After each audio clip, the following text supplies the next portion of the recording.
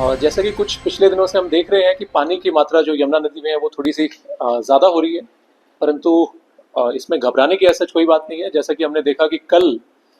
शाम को 4 बजे करीब हथनीकुंड बराज से करीब 1,70,000 क्यूसेक पानी करीब 1 घंटे के लिए छोड़ा गया। उसके बाद में 1,25,000 के आसपास रहा कुछ घंटे और फिर अब 1 लाख के नीचे ही आ गया। उसका इफेक्ट हमारे फरीदाबाद में करीब 48 से 72 घंटे के बाद पड़ता है। तो आज रात से या कल सुबह से हमारा अनुमान है कि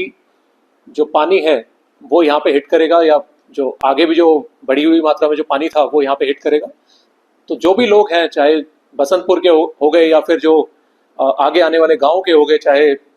लालपुर के हो गए, या आगे अगर मैं कहूँ कि मंझावली के हो गए, छायसा के हो गए, मोहना तक हो गए, तो उन सभी लोगों को थोड़ा सा अलर्ट पे रहने की जरूरत है। और खास तौर पे रात में कृपया करके नदी के पास में बिल्कुल ना जाएं। और जो कोई भी अगर नदी के पास में अगर रहते हैं, जिनने अपने खेतों में घर बना रखे हैं, तो वहाँ पे स्टे ना करें, क्योंकि रात में हो सकता है कि पानी के स्तर थोड़ा सा बढ़ेगा। अभी जैसा बसंतपुर में जो लोगों ने आगे कुछ एरिया में अपने यमुना के पास में घर बनाने की जिनने बना रखे हैं जुगल की, तो वहाँ पे जल स्तर थोड़ा बढ़ा है, 1-2 फुट घरों के पास भी पानी आया है।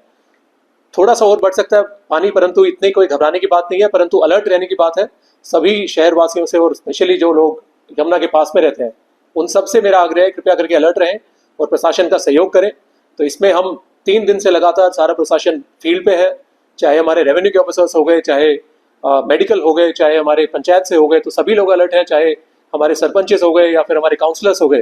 तो सभी मौके पे जा रहे हैं। तो सभी ने सिचुएशन को अपने हाथों में लिया है। कोई भी अगर मैं कहूँ कि कोई भी जो अनहोनी है उसको रोकने के लिए, और इसमें हमें लोगों का सहयोग सबसे ज़्यादा चाहिए कि लोग कृपया करके अपने आप को या अपने रिलेटिव्स को वहाँ पे जाने से रोकें। और अगर किसी का घर पास में पड़ता है तो वो कृपया करके कुछ दिनों के लिए एक सेफ जगह, वो एडमिनिस्ट्रेशन ने हमने चिन्हित भी कर रखी है, जो शेल्टर्स हैं हमने बना रखे हैं, वहाँ पे आपके चाहे खाने का हो या फिर दवाइयों का बंदोबस्त वहाँ पे रहेगा। तो हमने ड्यूटीज़ लगा दी हैं, चाहे एसडीएम्स की हो, चाहे हमारे जो पटवारी हैं या फिर तहसीलदार हैं या फिर ग्राम सचिव या जो हमारे सरपंच हैं, तो वो सारे टेक केयर कर रहे हैं कि कोई भी अगर जो है हमारे शहरवासी हैं या फिर गांववासी हैं जिनको अगर कोई भी समस्या है तो उनकी निदान करने के लिए उनने वहाँ पे फैसिलिटीज़ मुहैया करवाई है।